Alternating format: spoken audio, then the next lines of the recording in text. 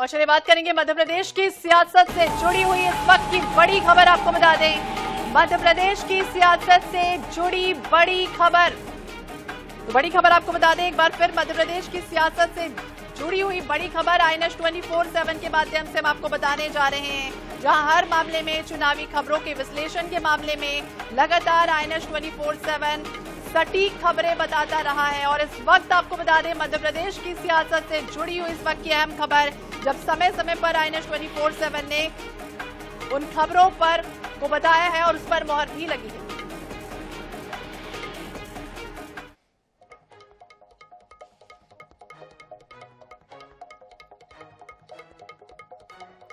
चलिए ज्यादा जानकारी के लिए हम बात करेंगे, हमारे साथ INS 24/7 हरिभूमि के प्रधान संपादक डॉक्टर हिमांशु द्विवेदी जी जुड़ गए हैं। हिमांशु जी, लगातार INS 24 पहचाना जाता रहा है और इस वक्त मध्य प्रदेश की सियासत से जुड़ी हुई वो क्या अहम खबर आप बताने वाले?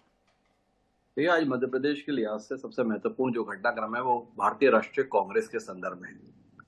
चुनाव प्रक्रिया के तहत जो चुनाव आचार संहिता लगनी है उसके संदर्भ में चुनाव आयोग ने अभी तक स्थिति स्पष्ट नहीं की है। मानकर चल रहे हैं कि शायद सोमवार को आचार संहिता लग जाएगी और विधिवत चुनाव कार्यक्रम भी चुनाव आयोग के द्वारा दे दिया जाएगा।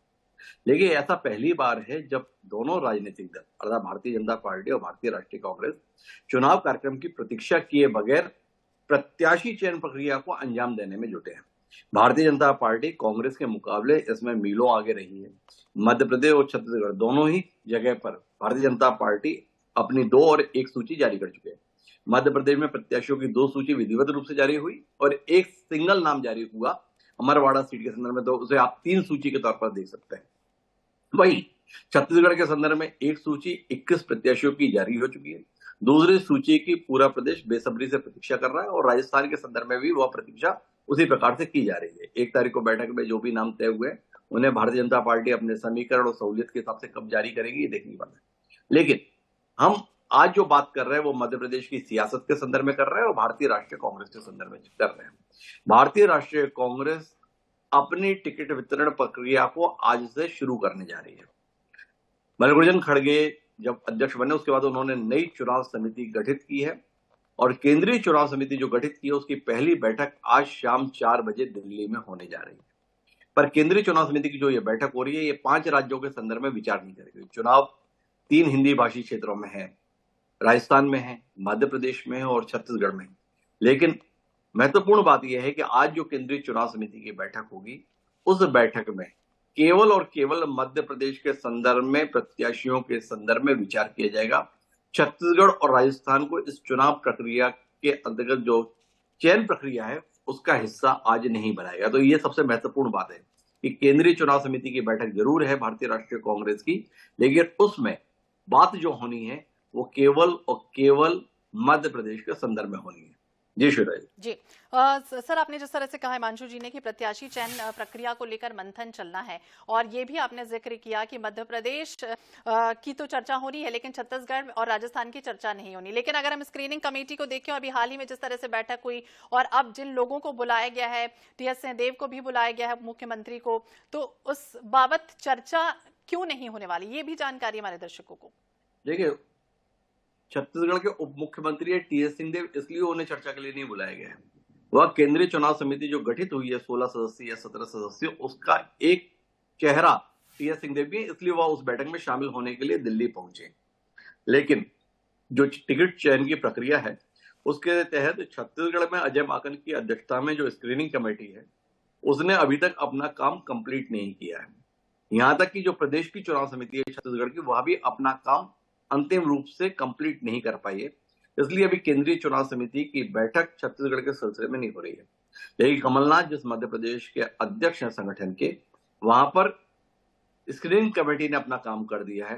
जो महत्वपूर्ण बात इस समय हम अपने दर्शकों से साझा करना चाहते हैं वो ये है कि कई लोग बता रहे हैं कि 90 नामों पर चर्चा होगी, कई लोग बता रहे हैं कि 100 नामों पर चर्चा होगी, पर सच ये नहीं। सच ये है कि 230 विधानसभा क्षेत्र हैं मध्य प्रदेश के और उन 230 विधानसभा क्षेत्रों में से 150 विधानसभा क्षेत्रों पर आज केंद्रीय चुनाव समिति कांग्रेस की विचार करेगी। तो ये सबसे बड़ी खबर है कि आज 150 सीटों पर विचार किया जाएगा केंद्रीय चुनाव समिति के द्वारा। फैसला कितने सीटों पर ले पाते हैं वो अलग बात है, पर प्रदेश संगठन जो मध्य प्रदेश का है और स्क्रीनिंग कमेटी जो है उन्होंने मिलकर जो नाम केंद्रीय चुनाव समिति के बीच में रखना तय किया है, जहां पैनल भी रखना तय किया है, वह कुल जमा 150 सीटों पर आज बात की जाएगी केंद्रीय चुनाव समिति की बैठक में, जो दिल्ली में होने जा रही है शाम 4 बजे से। ये पहली खबर है। 3 खबरें हैं हमारे पास अपने दर्शकों से साझा करने के लिए। पहली खबर यही है कि आज 150 सीटों के संदर्भ में विचार हो।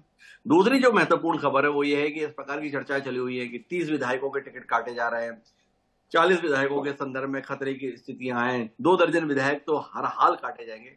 पर सच ये नहीं है। आज जो केंद्रीय चुनाव समिति की बैठक होने जा रही है, उसमें कुल जमा 4 विधायक डेंजर जोन में, केवल और केवल 4 विधायक डेंजर जोन में हैं। ये हम दूसरी जो ये 4 विधायक डेंजर जोन में हैं, उनमें से 2 विधायक ग्वालियर चंबल संभाग से ताल्लुक रखते हैं, एक विंध्य क्षेत्र से ताल्लुक रखते हैं और एक मालवा अंचल से ताल्लुक रखते हैं। तो कुल जमा 4 विधायक ऐसे हैं जिनकी टिकट रहने या कटने के संदर्भ में, और अधिकांश संभावना इनके कटने की है, उनके संदर्भ में आज केंद्रीय चुनाव समिति में विचार होगा। कोई बड़ी संख्या में विधायकों के टिकट काटने का फैसला ले पाने में अभी तक कांग्रेस का प्रदेश नेतृत्व सक्षम नहीं हो पाया है कि ऐसी अनुशंसा के साथ बैठक में पहुंचे। जो बैठक होने जा रही है आज, उसमें कुल जमा 4 विधायक का भविष्य खतरे में है। ये दूसरी बड़ी खबर हम अपने दर्शकों से साझा कर रहे हैं जी। तीसरी बात जो हम अपने दर्शकों से साझा करना चाहते हैं वो ये कि आज जो केंद्रीय चुनाव समिति की बैठक है, उसमें 2 महापौरों के संदर्भ में भी विधानसभा चुनाव को लड़ाने के संदर्भ में विचार किया जाएगा। ये 2 महापौर जो है, इनके संदर्भ में फैसला लिया जाना है कि महापौर रहते हुए उन्हें विधानसभा का चुनाव लड़वाएं कि नहीं लड़वाएं। इनके संदर्भ में सिंगल नाम अनुशंसा नहीं की गई है, पर पैनल में 2 महापौरों को भी कांग्रेस पार्टी के द्वारा केंद्रीय चुनाव समिति के विचार के लिए प्रस्तुत करने का फैसला स्क्रीनिंग कमेटी ने लिया है। तो ये 3 बड़ी खबरें हम अपने दर्शकों से साझा कर रहे हैं वर्तमान में सियासत के संदर्भ में मध्य प्रदेश को लेकर, कि आज जो कांग्रेस की केंद्रीय चुनाव समिति की बैठक होगी उसमें 150 नामों पर विचार होगा, पहली। दूसरी जो खबर वो ये कि 4 विधायकों का भविष्य खतरे में आ गया है, क्योंकि स्क्रीनिंग कमेटी की अनुशंसा जो है वह इन विधायकों की खिलाफत के संदर्भ में है। मतलब पैनल में इनका नाम है, पर स्क्रीनिंग कमेटी का मानना है कि इनकी स्थितियां ठीक नहीं है। तो ये 4 जो विधायक हैं उनके संदर्भ में भी हमने बताया कि 2 विधायक तो अकेले ग्वालियर चंबल संभाग से ताल्लुक रखते हैं, एक विधायक विंध्य क्षेत्र से ताल्लुक रखते हैं और एक विधायक मालवा निमाड़ इलाके से ताल्लुक रखते हैं। तो ऐसे 4 विधायकों के संदर्भ में स्थितियां डेंजर जोन के साथ है। और तीसरा, एक नीतिगत निर्णय आज केंद्रीय चुनाव समिति को लेना है कि क्या जो चुने हुए महापौर हैं, जो कुछ समय पहले ही चुने गए, उनको पार्टी विधानसभा का चुनाव लड़ाए। अगर पार्टी चुनाव लड़ाने का फैसला लेती है तो 2 महापौरों के नाम की अनुशंसा पैनल के अंतर्गत स्क्रीनिंग कमेटी के द्वारा की गई है। तो ये 3 खबरें हैं जो हम अपने दर्शकों से साझा करते हैं। जी श्वेता जी। हिमांशु जी ने बताया 3 खबरें काफी महत्वपूर्ण रहने वाली। पहली खबर यही कि 150 सीटों पर विचार करेगी सीसी। दूसरी खबर महत्वपूर्ण आपने बताई है कि ग्वालियर चंबल संभाग, विंध्य संभाग, मालवा निमाड़ क्षेत्र से जो ताल्लुकात रखते हैं उनको वो जो है वो डेंजर जोन में रहने वाले। और तीसरी आपने बताई कि 2 महापौरों को लड़ाने के संदर्भ में भी विचार होगा।